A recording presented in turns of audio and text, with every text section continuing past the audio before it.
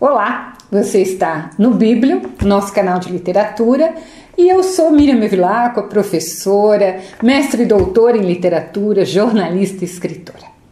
O vídeo de hoje não é uma resenha, mas é uma breve aula sobre este livro de contos, Nós Matamos o Cão Tinhoso, do Luiz Bernardo Rohuana. E por que vai ser uma aula? Porque esse livro cai em muitas provas e muitos vestibulares. Cai inclusive na FUVEST. Então, nós vamos resumir os contos, nós vamos analisar e nós vamos analisar não apenas o conteúdo, mas também a narrativa.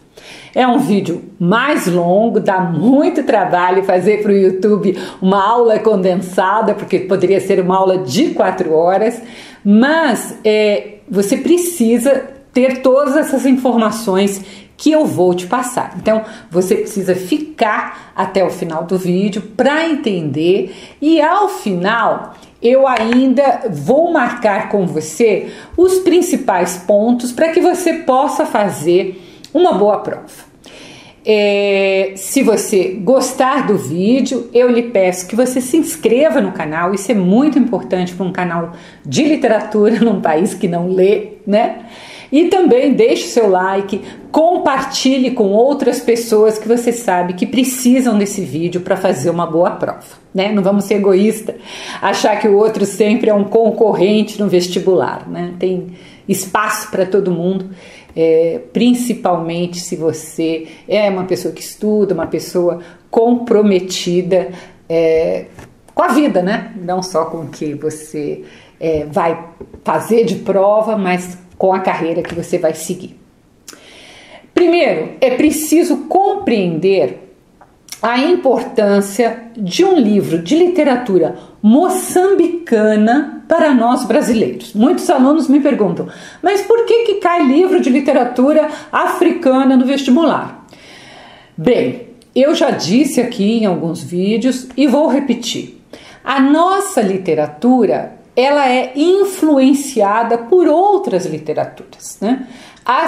Quando o Brasil foi descoberto, nós tivemos uma grande influência das principais literaturas ocidentais, a francesa, a inglesa e, claro, também a portuguesa, já que nós fomos colonizados por portugueses, mas junto com essas também a literatura africana, pois o Brasil foi o país que recebeu o maior número de escravos africanos do mundo, que não é nenhuma vantagem, pelo contrário, é uma vergonha, né? Mas a influência africana que nós temos, ela não está apenas na literatura, mas ela está em muitos aspectos da vida brasileira, como religião, culinária, música, cultura no geral, e na maneira, claro, de ser e de agir do africano que ele emprestou para o brasileiro.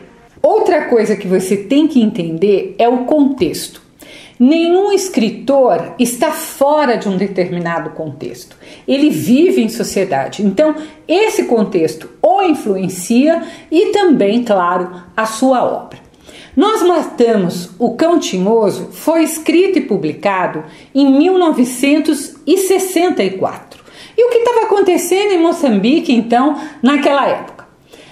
Mesmo estando em pleno século XX, né, década de 60, o país continuava a ser uma colônia de Portugal, o que é um absurdo, né, em pleno século XX.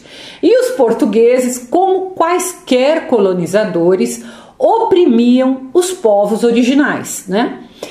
E aí já há um ponto em comum com o Brasil, que também teve colonização portuguesa. Então, não é à toa a escolha desse livro, né? Esse livro vai ter muita coisa em comum conosco também, virtude da colonização portuguesa. O autor, o Luiz Bernardo Rohuana, ele tinha apenas 22 anos quando ele publicou o livro e ele fazia parte da Frente de Libertação de Moçambique, FRELIMO, Frente de Libertação de Moçambique. Como em qualquer regime totalitário, né, que não admite que se pense ao contrário, O Roana, ele foi preso por 3 anos por participar de manifestações contra a colonização portuguesa. Esse vai ser o único livro que ele vai escrever de ficção, depois ele vai ter uma trajetória política. E é nesse período que ele vai preso, que ele está ali começando o movimento, então, para a independência de Moçambique, que ele escreve Nós Matamos o Cão Tinhoso. O livro, ele é fininho, mas ele tem 7 contos e mais um extra que normalmente não faz parte e sobre o qual eu não vou falar. Eu vou falar dos 7 contos. O primeiro conto, ele é o mais extenso e o mais importante. E é justamente aquele que se chama Nós Matamos o Cão Tinhoso, que vai, lógico, por ser o mais importante, dar título ao livro. O narrador deste conto é um menino chamado Ginho e vai ser pelo seu olhar que nós, leitores, vamos conhecer a história. E por que isso é importante? É importante porque é um olhar infantil, às vezes até ingênuo. Então marca isso desse narrador ser uma criança. E Ginho, ele não era uma criança qualquer, ele era um menino mais sensível, observador, que não jogava bem futebol e que muitas vezes, por isso, ele era gozado pelos seus amigos da Malta. E o que é Malta, né? Malta é a expressão portuguesa para a turma. Então, toda vez que você ler Malta, né, traduza para turma. O Ginho nos conta que havia na sua escola um cão. E ele vai falar e repetir que esse cão, que ele chama de Tinhoso, tinha olhos azuis. E essa é uma referência importante, os olhos azuis. Por quê? Porque olhos azuis não era uma característica física, né, do povo original de Moçambique. Mas de quem que era? Era do colonizador europeu. O Ginho, ele dizia que os olhos do cão tinhoso eram grandes e metiam medo. E ainda vai completar essa descrição, né, dizendo que o cão tinhoso tinha a pele velha, cheia de pelos brancos, cicatrizes e muitas feridas. Ou seja, se você pegar a história do povo português, ele é um povo antigo, um povo com muitas cicatrizes e muitas feridas. Ninguém gostava desse cão porque ele era um cão feio, o Ginho nos diz. O autor, né, ele repete essa descrição mais de uma vez, que é um recurso literário para chamar a nossa atenção enquanto leitor, né? Por que ele repete? Né? E você vai falar, puxa, mas ele já falou isso. Ele está chamando a nossa atenção para dizer que essa descrição é importante. E mais claro, mais uma vez, essa descrição toda do cão tinhoso corresponde ao colonizador português. E o que significa tinhoso, que é uma palavra que a gente não usa muito aqui no Brasil? Tinhoso é alguém que provoca repugnância, mas também é alguém que é teimoso e insistente. Mais uma vez, características da colonização portuguesa. Ginho nos conta que ninguém gostava do cão tinhoso, ninguém gostava de lhe fazer carinho por causa das feridas, né, por causa da pele, com exceção de uma menina chamada Isaura. E aí ele faz uma coisa muito interessante, porque ele diz que a Isaura não era uma criança comum, ela não era inteligente e a professora dizia que ela não tinha tudo aqui dentro, ou seja, faltava alguma coisa no cérebro, alguma coisa na cabeça. E isso também é simbólico, né? Como se só alguém com algum tipo de deficiência pudesse gostar do cão tinhoso, ou seja, pudesse gostar do cão colonizador, né, do colonizador português. Se apenas um moçambicano que não pensasse direito é que poderia gostar do português, aquele que tinha alguma vantagem, talvez, com a colonização portuguesa. Um dia, o administrador ali daquela região manda que o veterinário mate o cão tinhoso. E o veterinário encarrega um empregado chamado Senhor Duarte de matar, que por sua vez não vai matar também e encarrega os meninos da Malta de matar o cão. Então, mais uma vez, isso é simbólico, como se ninguém quisesse puxar para si esse trabalho. Então, quem tem de agir são as crianças, são os jovens, são os meninos. E eles vão então correndo para suas casas e pegam uma arma. Isso nos surpreende, né? Nos causa algum estranhamento. Primeiro pela naturalidade com que se tem armas em casa e depois por eles serem crianças, né? Então eram crianças portando armas para atirar no cachorro. Mais uma vez, tem toda uma simbologia por trás disso. São os mais jovens que têm a coragem de pegar em armas. Há até uma discussão se eles não poderiam matar com remédios, né, o cachorro, mas o autor ele quer nos mostrar que em uma revolução, né, para expulsar um colonizador que está lá há tanto tempo, às vezes é preciso pegar em armas. Os remédios já não fazem assim tanto efeito. E cabe ao Ginho, que é o mais sensível do grupo, o que talvez tivesse menos coragem, a dar o primeiro tiro. Claro que isso é uma provocação do Kim, que é o chefe ali da Malta, que é o menino que lidera, né? O Ginho titubeia, ele tem medo, mas o Kim, né, que é o líder que eu já falei, está o tempo todo o desafiando. E para não parecer covarde, o Ginho então fecha os olhos e atira no cachorro. Quando ele atira, a gente ouve um grito e o Ginho fala, mas parece um grito humano. E era mesmo, era um grito da Isaura, que não foi ferida, né? Mas ela tinha seguido os meninos e ela gostava do cachorro, então ela grita. Ela tenta impedir que eles continuem atirando, então ela protege o cão com o seu próprio corpo, mas os meninos vão lá e arrancam dali. E todos os outros garotos, então, todos eles atiram e estraçalham, né, matam o cão tinhoso. Então é um trabalho de equipe. Um dá o primeiro tiro, mas depois todos os outros atiram. Ainda há uma cena no final em que Ginho e o Kim estão lá na escola e eles conversam sobre terem alguma culpa, né, por ter matado o cão. Mas eles conversam e repetem que ninguém queria brincar com aquele cão tinhoso e que eles só cumpriram as ordens do senhor Duarte. E aí esquecem e vão para a sala de aula. Então, mostrando que vida que segue. Então, nesse conto, ele tem menos de 50 páginas, né? Há toda uma narrativa camuflada e escondida. Evidentemente porque era um regime totalitário e havia a censura portuguesa. Então, é uma história que usa um cachorro, né? Mas na verdade ela está tratando da revolução, da luta pela independência de Moçambique, que havia sido anexada ao Império Português em 1505, né? Logo depois do Brasil. Foram séculos de dominação.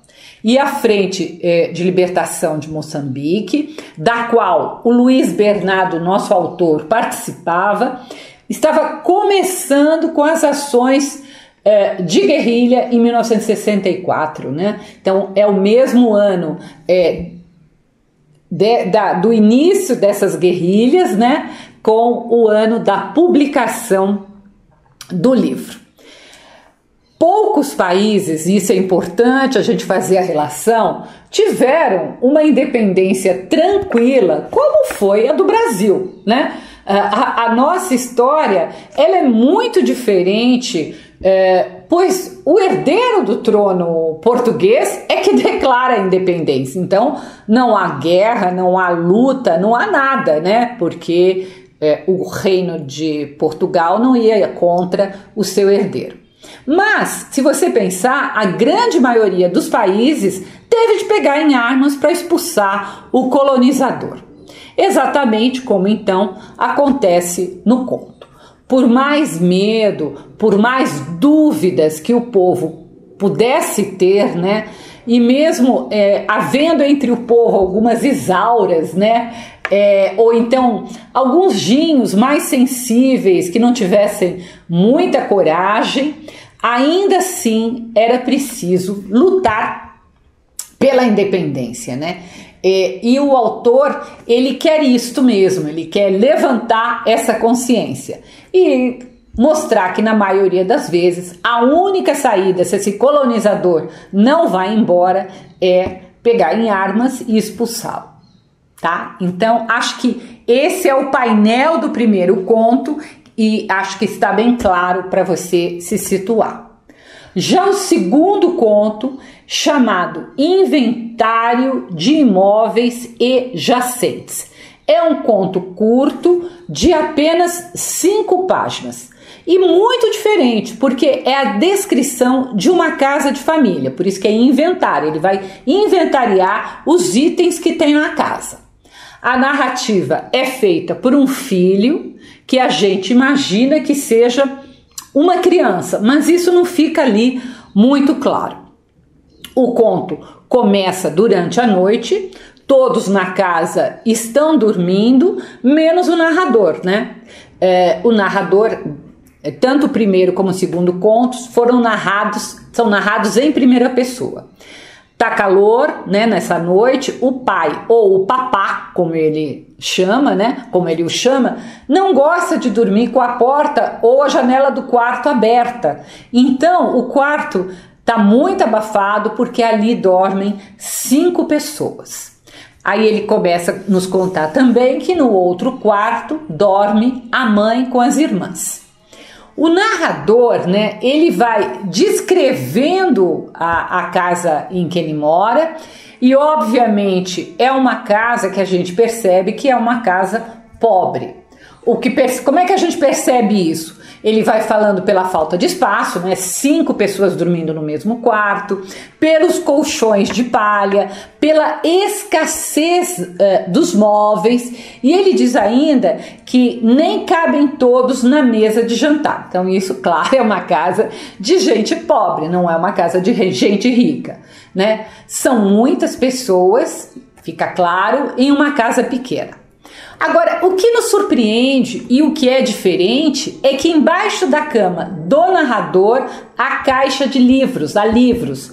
E embaixo da cama do seu papá também há livros. E no corredor ele diz que há uma estante com 5 prateleiras todas cheias de livros. E o que é o livro nesse inventário? O livro é aquilo que abre a nossa cabeça, né? É aquilo que nos faz enxergar. Em um determinado momento, como se não fosse muito importante, falando assim meio en passant, de passagem mesmo, ele está falando de cortinas, como se ele deixasse escapar, ele diz que o pai foi preso anteriormente. Por quê? Não sabemos, isso não é explicado, mas a gente pode fazer uma ligação entre os livros e a prisão e imaginar que ali naquela casa talvez houvesse um rebelde, né? Ou um rebelde que por ter sido preso foi abafado. E ele termina falando das revistas que a mãe coloca na sala de visita, né? A revista, muito diferente do livro, é um entretenimento, e o pai acha que aquelas revistas são uma porcaria. E aí ele completa esse narrador, abre aspas. É por isso que não tenho assim tanta vontade de sair da cama, embora não tenha sono nenhum. Então, fecha aspas. Então, gente, um desânimo anunciado, como se não valesse levantar da cama, como se não valesse a pena, em meio àquela pobreza, fazer qualquer movimento para mudar uma situação. Perceba que móveis e imóveis são coisas que não se movimentam, né? O nome já diz, imóveis.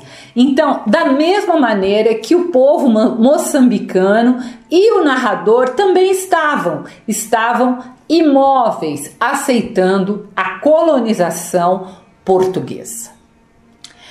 Vamos lá, agora vamos para o terceiro conto.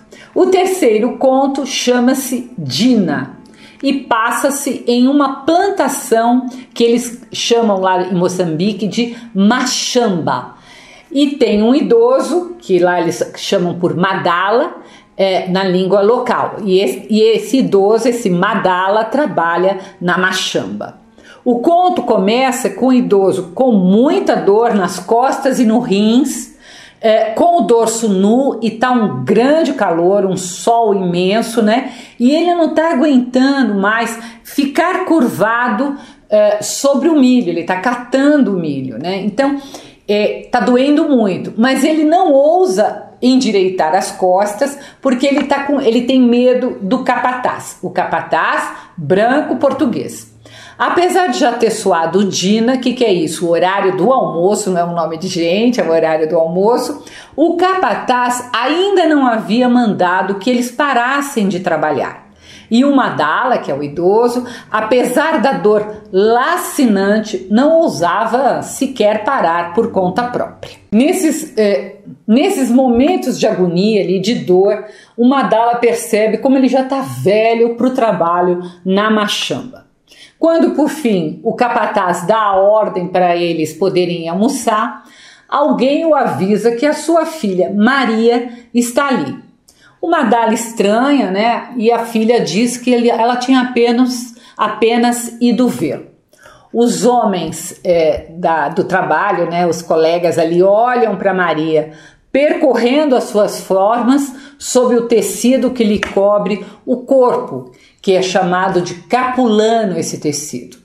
Seu pai sabe que Dígimo, que trabalha com ele, gosta da Maria, mas como a Maria dorme com muitos homens, ninguém quer casar com ela. Então, isso já começa a nos situar ali quem é a Maria. A Maria insiste para o pai ir almoçar, enquanto ela fica lá num canto, perto do celeiro, esperando por ele. Mas Madala vê que de longe o capataz se aproxima da Maria e os dois começam então a conversar. Por fim, os dois entram na Machamba. O Dígimo pergunta para Madala se quer que ele faça alguma coisa, né, para impedir, porque os dois estão indo ali, todo mundo sabe o que vai acontecer, mas o Madala, ele não responde. Logo depois, então, eles veem o capataz ali e a Maria desaparecerem na Machamba, né, sendo encoberto pelos pés de milho, e nós sabemos que então o capataz ali, ele força um pouco, a Maria não quer muito, mas ela acaba cedendo. O capataz tem relações sexuais com a Maria. Os homens do acampamento acham aquilo um horror, eles se reúnem em torno de Madala, como se esperassem uma ordem do idoso para reagir. Mas Madala não faz nada. Ele engole em seco, enquanto ele aperta com raiva, uma raiva surda, ou muda, né? Que ele não demonstra. Ele amassa uma planta imaginária em suas mãos, mais ou menos como ele estava fazendo lá no milho, pegando as plantas, ele amassa uma planta imaginária. Quando o capataz e a Maria voltam, ela conta para o capataz que o Madala era seu pai. O capataz não sabia, ele fica todo atrapalhado, ele diz que ele não sabia, ele quer dar ali algum dinheiro para o Madala para recompensar, mas diante do imobilismo do Madala, ele diz que então o Dina acabou, né, o horário do almoço acabou e que todos devem voltar ao trabalho. Só que ninguém se mexe. Então, para nós leitores, parece por um instante que finalmente aqueles trabalhadores que são tão oprimidos todo dia, trabalhando de sol a sol, eles vão ter coragem e vão reagir contra esse homem branco que os oprime. Fica ali um silêncio, o capataz oferece vinho a Madala. O Madala olha para a garrafa, ninguém sabe o que ele vai fazer, mas ele pega a garrafa e ele bebe, aquele vinho escorre. Então, nesse momento, há todo um silêncio, que é um silêncio de derrota, né? E todos voltam ao trabalho. E o conto termina. Esse conto é diferente dos dois primeiros porque ele é narrado em terceira pessoa. E por quê? Porque é um narrador onisciente, aquele narrador que tudo vê, tudo escuta, tudo sabe. E ele precisa ser esse narrador onisciente para ele ver tanto a relação sexual da Maria do capataz, quanto a vergonha e a humilhação de Madala. Esse narrador, ele vê a submissão do povo moçambicano ao capataz branco, que tem o poder e o dinheiro. Então ele vê ali que não há luta nem pela sua honra. O povo é um povo cansado. Vamos ao quarto conto, que chama-se A Velhota. E esse conto, ele começa com um jovem sendo espancado. Ele foi ali, parece que expulso de um bar, era tipo um bar-loja que podia comprar mantimentos também. E ele está ali caído no chão, um pouco bêbado. Não dá para se ter certeza, mas ele diz que ele era um elemento estranho, ridículo, exótico e sei lá mais o que. Então, a gente imagina que ele estava num bar ou numa loja de brancos, né? E porque o branco acha o africano exótico. Aos olhos do português, o original ali de Moçambique era exótico. Depois ele diz que ele não conseguiu bater no tipo com quem ele brigou, porque, abre aspas, ele era todos os outros. E exatamente como isso é que ele me bateu. Ou seja, ele não apanhou de um único indivíduo. Literalmente pode ter sido um, mas simbolicamente ele apanhou de todos os dominadores, que justamente por serem dominadores, justamente por saberem que eles têm ali uma rede de apoio e de poder, eles se achavam no direito de bater no povo original de Moçambique, né?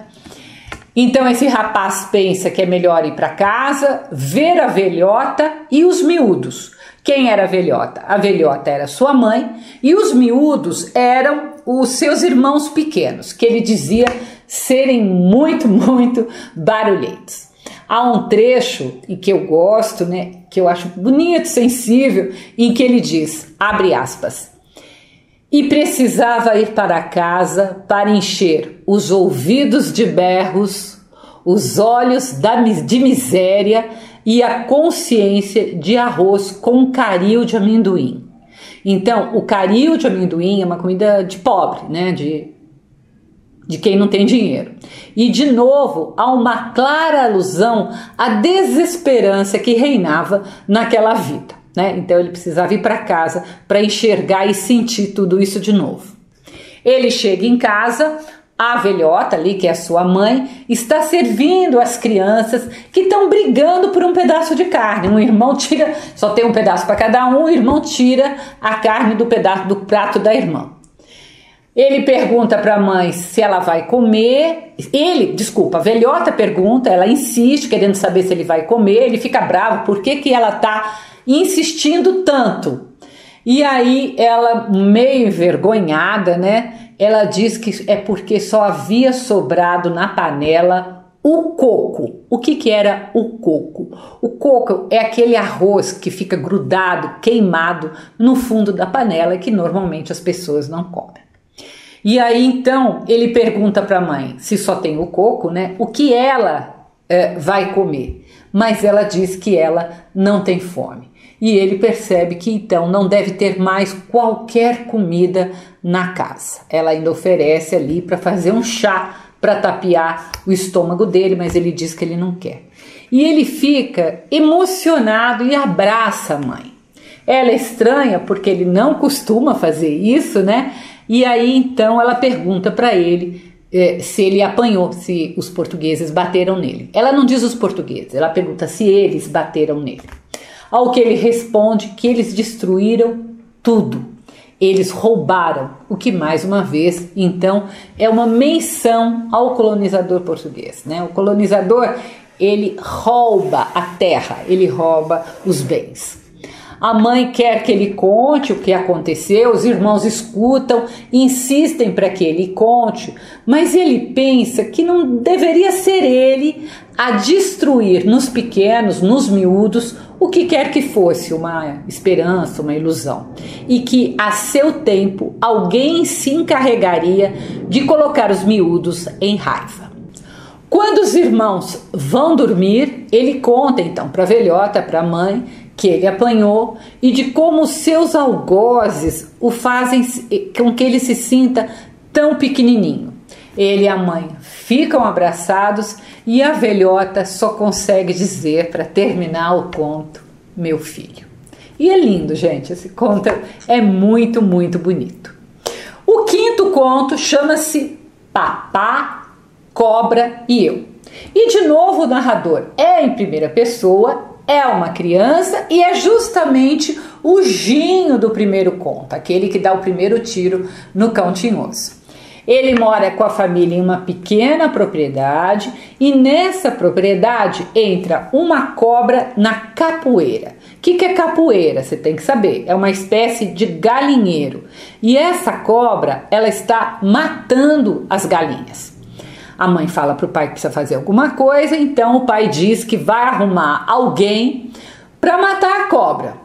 Mas quando o pai sai para trabalhar e a mãe vai fazer uma visita, ou seja, os dois saem de casa, o Ginho, ele volta à capoeira porque ele ficou curioso, ele quer ver a cobra. O seu irmão menor, chamado Mandito, ele não sabe nada da cobra, mas ele segue, né, aquela coisa de irmão menor que segue o irmão maior. E aí, quando ele tá lá na capoeira junto com o Ginho, é que ele fica sabendo que é uma cobra, ele morre de medo, ele quer ir embora, mas o Ginho não quer sair junto com ele, ele tem medo de sair sozinho. Então ficam os dois lá olhando a cobra. Então o Ginho tá olhando e o outro tá olhando, morrendo de medo, que também é simbólico. Estão os dois ali bem quietinhos no galinheiro, talvez o Ginho pensando, né, o que fazer contra aquela cobra que mata as galinhas da sua família, né, olhando, né, o que ele vai fazer, o que ele vai deixar de fazer. E aí também pode ser uma alusão ao colonizador português. Por quê? Porque a cobra, ela entra na casa sem ser convidada, ela é traiçoeira, ela se instala e mata a galinha, ou seja, tira o alimento da mesa, né? Seja do pobre, seja do dono da casa, né? Então é isso que o português fez em Moçambique. Ele entrou, se instalou e pegou as riquezas de Moçambique. Então estão os dois ali, entra o Totó, que é o cachorro da família, e junto o Lobo, que é o cachorro do vizinho português chamado Sr. Castro. Percebam a simbologia dos nomes dos cachorros. Totó é um nome completamente inofensivo, carinhoso, afetivo, mas Lobo já é aquele que ataca, aquele que é feroz, né? Então ele é o cachorro do português. Então nisso, olhando eles, os cachorros latindo, a cobra dá um bote, morde o lobo sai correndo, o Totó também, o irmão ali, também o pequenininho sai correndo e o Ginho corre para chamar alguém, tem um trabalhador ali e os dois matam a cobra. Logo depois disso, o Sr. Castro estaciona o carro ali, chega o pai e a mãe, mas também o Sr. Castro ali, tudo mais ou menos junto, e ele diz que ele sabe que o cachorro dele, o Lobo, chegou em casa e morreu, e que as pessoas falaram que ele saiu da casa deles. Então, o Lobo era um cachorro perdigueiro, um cachorro caro, e ele quer então uma indenização. O pai de Jim era pobre, não tinha dinheiro, ele balbucia ali qualquer coisa, mas o português não quer nem saber. O pai fica com muita raiva, mas humilde ali na frente do português, não faz nada. Na hora do jantar ele reza, e isso o menino diz que é uma coisa que o pai faz toda vez que ele tem raiva. E o Ginho pergunta para o pai se ele acredita em Deus. E o pai responde que sim, que tem de haver uma esperança. A qual esperança ele está se referindo? Obviamente, a esperança de deixarem de ser dominados pelos portugueses, tá? Então é para isso que ele está rezando. E aí, se ele paga ou se ele não paga, nós não sabemos o que vai acontecer e isso também não é importante. O sexto conto chama-se As Mãos dos Pretos e é um conto bem curtinho. É um menino querendo saber por que a palma das mãos dos pretos são brancas. E ele vai perguntando, e cada um com quem ele conversa lhe dá uma explicação diferente, né? Uma explicação mais esquisita e sem sentido do que a outra. Inventa-se um monte de coisa para a palma da mão do negro ser branca. Mas aí ele vai e pergunta para a mãe. E ela diz uma coisa muito bonita. Ela diz que Deus fez pretos porque tinha de os fazer, mas que ele se arrependeu de os ter feito porque outros homens riam deles e os levavam para casa para trabalhar como escravos. Isso é bem legal, né, gente? Deus se arrependendo de ver como o negro sofria. Como Deus não podia transformar a todos em brancos, fez com que somente as mãos se tornassem brancas. Assim, tudo que qualquer um fizesse, ou negro ou branco, teria sido feito por mãos iguais. O que é uma clara alusão, então, ao racismo, né? Porque não era só uma colonização de branco sobre branco, mas era de branco sobre negro, e é uma chamada de atenção que tanto brancos ou negros ou pretos, quem preferir, são todos iguais. O que determina o caráter de uma pessoa não é a sua cor, mas seus atos, o que suas mãos fazem. Por fim, o sétimo e último conto chama-se Inguitimo. E o que é Inguitimo? É o vento que vem do sul, um vento forte. E esse conto conta a história do 8, um rapaz que, apesar de trabalhar na machamba do Rodrigues, que é o dono da loja, do bar ali, tinha sua própria machamba. E onde ficava a machamba dele? Do outro lado do rio, em um local que ainda não tinha sido transformado em reserva indígena, né? E os portugueses não ligavam muito ainda para aquela terra, não se interessavam muito. Então o 8 e com outros pequenos proprietários tinham a sua machamba ali. O 8, de forma inocente, né, ali no bar do Rodrigues, começou a contar de sua lavoura e de como ele iria ganhar tanto dinheiro com ela. E ainda fez uma coisa bem arriscada, que ele previu que quando o Inguitimo chegasse, né, as machambas grandes, elas seriam destruídas pela fúria do vento. Mas a dele e a dos seus vizinhos, elas eram protegidas pelas árvores, né? Então o vento não provocaria tantos danos como naquelas machambas grandes que não tinham essa proteção das árvores. Um amigo dele tentou precavê-lo para ele parar ali de falar, e porque os portugueses poderiam não gostar dele ganhar tanto dinheiro. Mas o 8, ingênuo, né, achou que ele estava fazendo tudo certo, que era só pagar os impostos, né, para os portugueses, que os portugueses não iriam se importar. Entretanto, o Rodrigues, que é o dono do bar, ele alerta o administrador, né, dessa Machamba, do 0,8, dizendo que era um desperdício uma terra tão rica ficar com os pretos. Enquanto isso, o 0,8, né, tá lá na sua propriedadezinha, ele fica feliz com a colheita, ele faz planos de se casar quando a colheita terminar com uma jovem chamada Netice, né, N''T', né, se escreve, mas de repente todos esses sonhos dele são desfeitos. Os portugueses chegam para requerer a sua terra. Ele não se conforma com aquilo, ele enfrenta os portugueses e ali ele mata alguns. Tem um que consegue fugir, vai até a loja do Rodrigues e o Rodrigues chama mais homens então para ir prender e matar o 0,8. Ao ouvir isso, o narrador que está no bar jogando baralho, né? Ele se incomoda consigo próprio e ele se pergunta como que ele podia ficar matando rola, né, que é matando um tipo de passarinho, e jogando 7,5 enquanto tantas coisas em volta dele estavam acontecendo. Ele se levanta decidido e diz que aquilo tinha de mudar. E então termina o 7º conto e termina o livro, né? E por que ele termina assim? O livro acaba mostrando claramente que não era mais possível aceitar passivamente toda a exploração do colonizador português. Lembra que eu falei no início?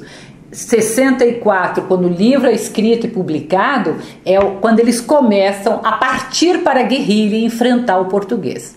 Então, ele mostra que neste conto que era chegada a hora e que aquilo tinha de mudar, aquela situação não podia mais ser suportada. Isso são todos os contos, eu já fui analisando com você. Agora vamos àquilo que é fundamental, ao livro todo.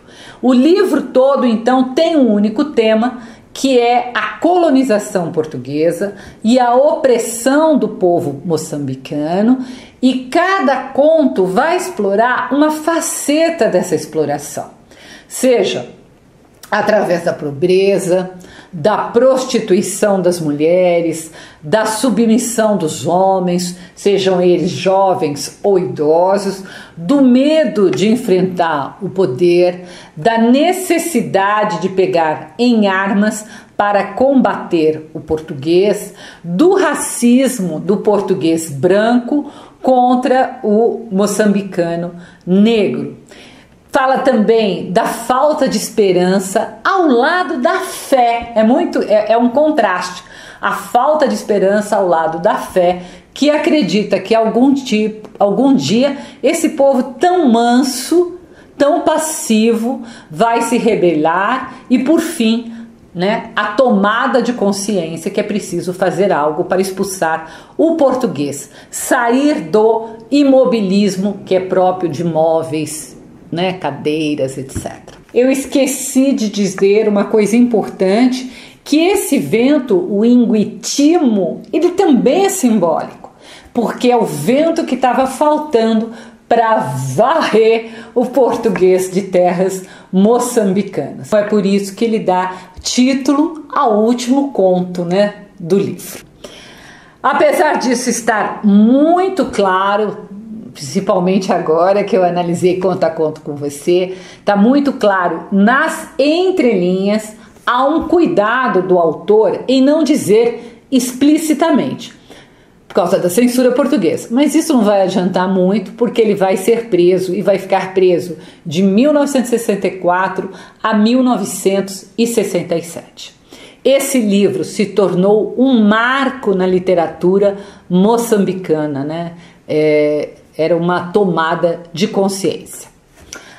A forma de narrar contribui para a apreensão da mensagem, ou seja, a gente pega a mensagem que o autor quer passar e utilizar de narradores em primeira pessoa. Toda vez que a narração é em primeira pessoa, a gente sente as coisas, a gente acompanha junto. Então é uma narrativa mais intimista.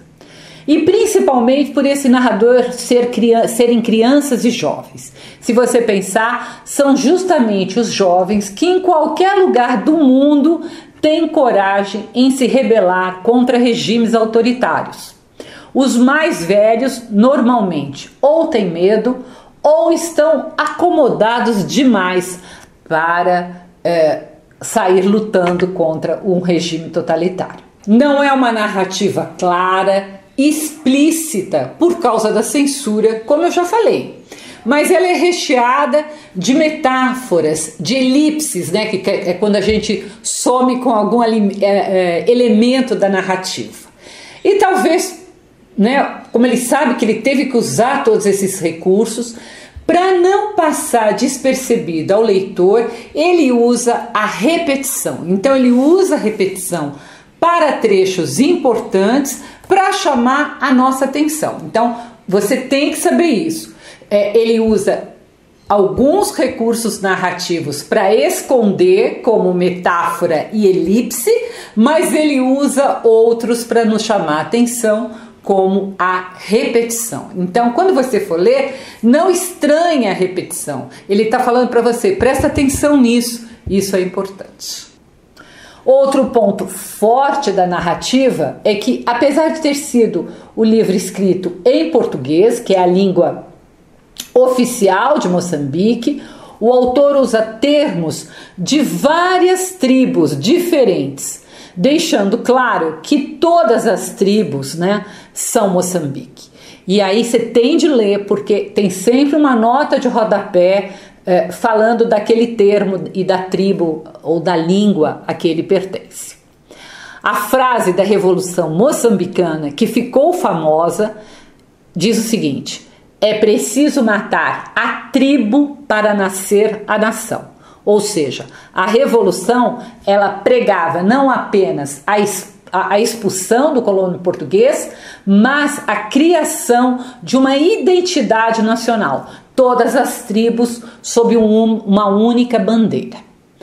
Não é um livro longo, não é difícil. Com esse vídeo que você acabou de assistir, você é capaz de fazer uma leitura mais atenta. Mas se ficar qualquer dúvida, me escreva que eu vou ter um enorme prazer em responder. Se você quiser ler essa resenha, ela está no meu site www.miriambevilacqua.com.br. Às terças-feiras, nesse mesmo site, eu publico as minhas crônicas. Minhas crônicas são a minha visão de mundo, que se você quiser conhecer, eu vou ficar muito feliz. Até o próximo post, compartilhe esse vídeo e nas vésperas do vestibular, torne a assistir todos os vídeos que tem aqui no canal para que você possa relembrar e fazer uma boa prova. Até o próximo post.